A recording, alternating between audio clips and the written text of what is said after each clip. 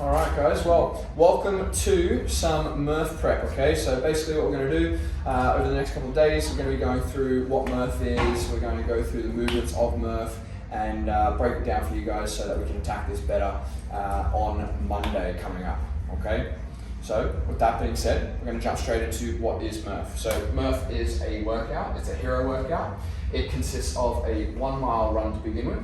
Then from there into 100 pull-ups, 200 push-ups, 300 squats, and then finishing off with a mile run, okay? Now, Craig's just going to explain what the origin of Murph is and why. So this workout happens on Memorial Day, which is the last Monday in May every year, and it's dedicated to Lieutenant Michael Murphy, who was killed in action in 2005. So this workout is done globally on the same day. We've done it every year since we've been open. It's quite common in the CrossFit community for everyone to get together and do this.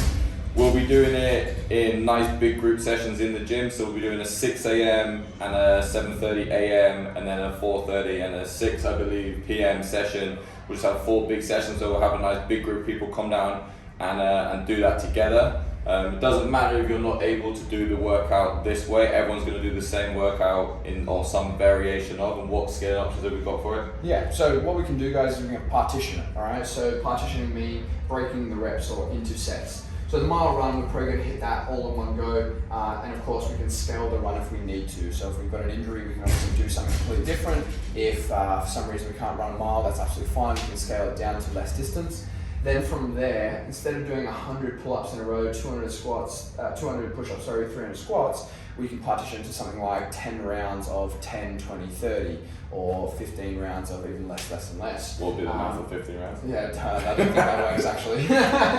But what we could do even further is maybe instead of 100 pull-ups, do 75 total reps. So 5 rounds of 15 pull-ups. Quick math. Yeah, 25 and then 35. So I forget what it is. Anyway, so we can further down break it into different repetitions and things like that. Further from there, we can obviously scale the movement. So if we don't have pull-ups, we can change those to ring rows. If we don't have push-ups on our toes, not a problem. We can do push-ups on our knees. We should be able to squat unless we have an injury, and if we do, that's just up to your coach on the day as to what we scale this to.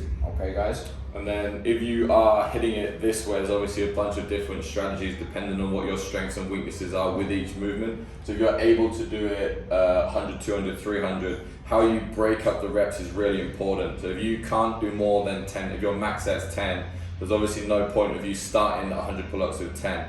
So being really smart about how you break up the movement. So maybe I come in from my run, even though I'm feeling good because I've just done a warm-up run, I want to come in and look at really small sets so I can continue to keep chipping away at the 100 reps. So maybe it's like 2, 2, 2, 2, and it seems like that will take you forever. But this workout's going to be taking you, the faster guys will be around 50 minutes, but probably 90 minutes for the most part to get through all this work. So starting with very small sets initially to be able to survive through that workout. I know that I'll come in and I'm pretty good at pull-ups, but I'll still start with 5s, till I get to the point where they don't feel amazing. I'll go down to 2s, which is way less on my threshold so I can survive. I'll struggle a lot with a push-up, so I'll do a very, very similar thing.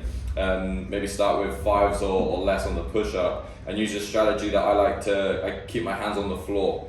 So if you're doing the reps, and we'll go through this in the push-up video that we'll do later in the week, but the difference between you doing a rep and then sitting back on your knees and completely resting, or doing 2, resting but keeping your hands in the position, doing 2, resting your knees, doing 2, and break it into smaller targets. Maybe I do 5 sets of 2, take a break, 5 sets of 2, take a break, 5 sets of 2. Squats are pretty straightforward. I think you've just got to find a set that you're comfortable with and just kind of work through that. Some people will just be able to continuously move through 300 squats pretty easily, but if you break this into 6 sets of 50, that'd be pretty smooth going. Paces on the run, I don't think you need to race the first run. You can come back in off that run and make up ground on people who are breathing really heavy and slow to start their pull-ups, and you can make that ground up no problem. And the last run, you've got whatever you've got left just to push yourself on that last run.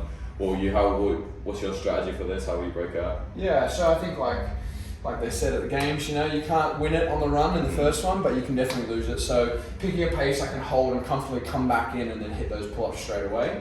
The pull-ups, I might try a couple sets of 10, see how I feel. Obviously it's all different with the weight vest on. And then from there go down to 5s, and I'm just trying to minimize how much I'm resting. So I don't want to be doing too big a sets to the point where I'm having 30-40 seconds rest in between. Same with the push-ups, like Craig said, small sets, be smart. I'm definitely not doing a set of 20, I'm probably doing like 10s to begin with, and then from there if I need to do 5s and so on, try and keep moving. And then squats, I'm going to pick a number in my head, hit that number, and then come up for a bit of air, shake out my legs, go again.